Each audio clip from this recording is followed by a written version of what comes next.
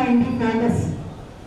ఒక దాన్ని అంటే మనకి ఏది కావాలో ముందుగా నిర్ణయించుకోవాలి, దాని మీద ఫోకస్ చేయాలి. ఓకేనా? ఇంకందరికీ రెయిన్బో తెలుసా?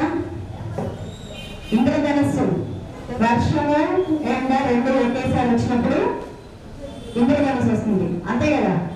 ఇలా ఉండాల్సిన అవసరం లేదు. చక్కగా ఆడుకోండి. అవి కూడా ఆరోగ్యాన్ని పెంచుతాయి, మానసిక ఆనందాన్ని ఆరోగ్యాన్ని పెంచుతాయి. కాబట్టి